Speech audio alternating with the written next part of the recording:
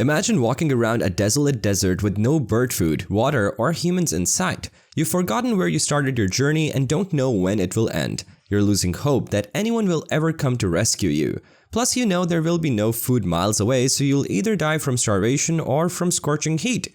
Walking for hours on the hot sandy dunes has left you strained with no energy to carry on, and you believe that's how your story ends in this world. But suddenly, you come across a fresh rice field that stretches across acres of land. At first, you think it's a mirage. But no, it's real and can only happen in China's largest desert. Now you can get help and enjoy fresh water and food. That was just to give you an idea of how China's new project will look to a foreigner stuck in this land.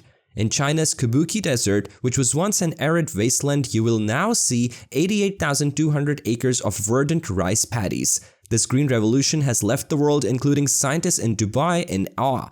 But how did this transformation occur?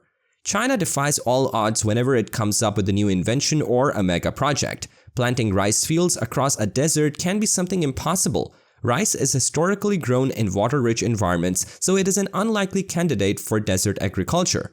Also, rice seedlings have specific soil acidity and salinity requirements during germination. 100 years ago, civilization wouldn't have thought about growing rice in a desert since rice crops can't survive in such a climate. The desert is dry, water scarce, and temperatures soaring to 76 degrees Celsius. The harsh conditions, relentless winds, and blowing sand presented formidable obstacles. All of these factors make deserts a complete no for growing rice, and even the most artificial country like Dubai doesn't grow rice on desert soil. But how does China dare to grow its 8,200 acres upland rice in a desert? This question will leave you scratching your heads, but don't worry, we will reveal how this was made possible. Before you get to know the functionality of this project, let's learn about some history of the Kabuki Desert so you can better understand the context. The Kabuki Desert's history dates back thousands of years. Archaeological evidence suggests that the desert existed at least 4,000 years ago, long before significant human settlement. Throughout various Chinese dynasties, the Kabuki region saw alternating periods of agricultural and pastoralist activities. During the Qin 221 BC to 206 BC and Han 206 BC to 220 AD dynasties, the area was known for its fertile land and dense forests. Over time, due to factors like deforestation, overgrazing, and inappropriate land use, the region began experiencing desertification. So this desert wasn't always a wasteland, and once lush fields and animals thrived there. In the mid-20th century, the Chinese government initiated various projects to control desertification and improve land use. This included afforestation efforts and the establishment of desertification control centers. That's when the Kabuki Ecological Restoration Project was launched to combat desertification.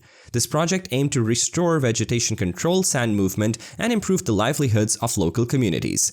China is no stranger to deserts. With vast expanses like the Gobi Desert covering 1.28 million square kilometers, deserts account for a significant portion of the country's land area. Over the past 7 decades, China has made significant strides in preventing and controlling desertification. This journey began with early efforts like grid desertification control and evolved into advanced methods such as photovoltaic desertification control. Millions of people have successfully reclaimed and revitalized approximately 20.33 million hectares of land, setting the stage for agricultural development in desert regions. Now, Kabuki is the 7th largest desert in China and poses significant challenges that we discussed earlier. Therefore, it was hard to consider what could be done to revive this land and save it from climate crisis. Recognizing the urgent need to address these challenges, the Chinese government embarked on an ambitious journey to transform this barren landscape. The Kabuki Desert Ecological Restoration Project in China has been a long-term initiative by the Chinese government. It began in the late 1980s and has been continuously evolving over the decades. The project involves a series of phased implementations, each targeting different aspects of desertification control, ecological restoration, and sustainable development. To make this possible, entered Yuan Longping, a renowned Chinese agricultural expert. His decade-long mission led to the developing a unique variety of rice tailor-made for desert conditions known as sea rice. This variety is not like the traditional rice we eat at home.